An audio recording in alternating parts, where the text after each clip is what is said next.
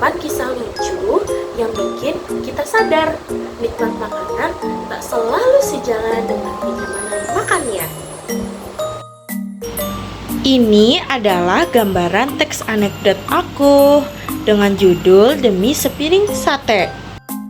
Oke, selanjutnya di sini ada struktur pertama teks anekdot, yaitu abstraksi. Di sini adalah gambaran abstraksi teks anekdot aku dengan judul Demi Sepiring Sate. Struktur yang kedua ada orientasi, bagian pengenalan kondisi tokoh yang terkait dengan apa, di mana, kapan, dan bagaimana. Di struktur ini tokohnya ada 3, yaitu Rani, Dani, dan Abang Sate. Wah, baunya bikin lapar banget nih. Kita mampir yuk. Alah, perutmu tuh gak ada liburnya ya. Tapi yaudah, aku juga lapar. Bang, sate padang 2 porsi ya. Yang pedes bang, biar makin semangat. Struktur yang ketiga ada komplikasi, berisi masalah yang dihadapi oleh tokoh dan termasuk puncak cerita.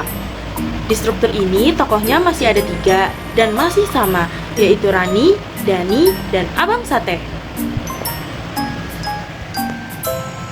Bang, ini daging apa sih? Rahasia mbak, pokoknya enak deh, bikin lagi.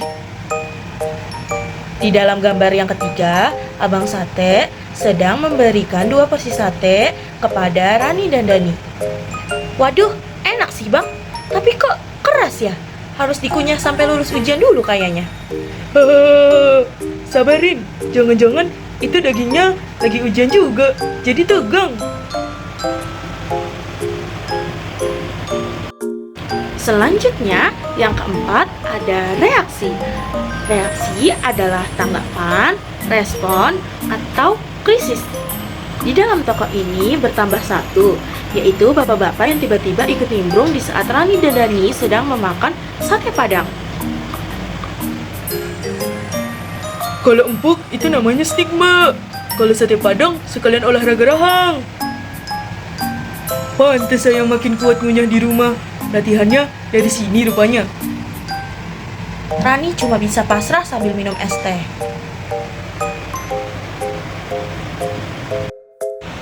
Dan yang terakhir ada koda atau evaluasi, berisi komentar terhadap isi atau pesan dari fenomena yang diceritakan. Di sini tokohnya hanya 2, yaitu Rani dan Dani. Ya udahlah Rin, yang penting kenyang. Lagian kalau mau makan daging empuk, ya kita makan di restoran, bukan di gerobak sate.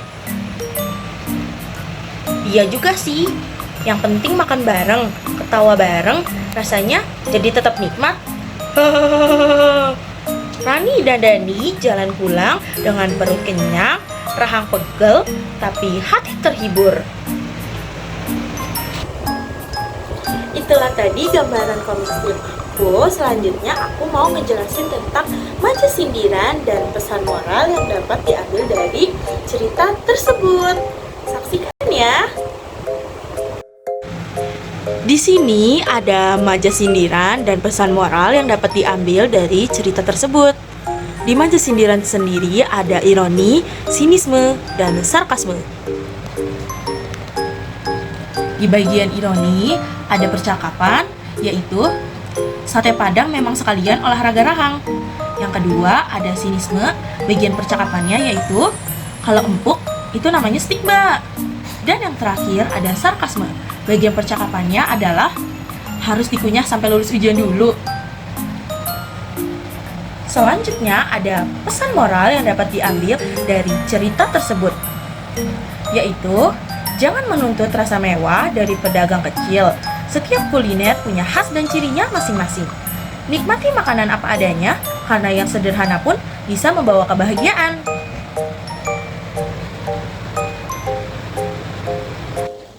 Itulah tadi gambaran komik strip aku dengan judul Demi Sepiring Sate. Sekian, terima kasih telah menyaksikan.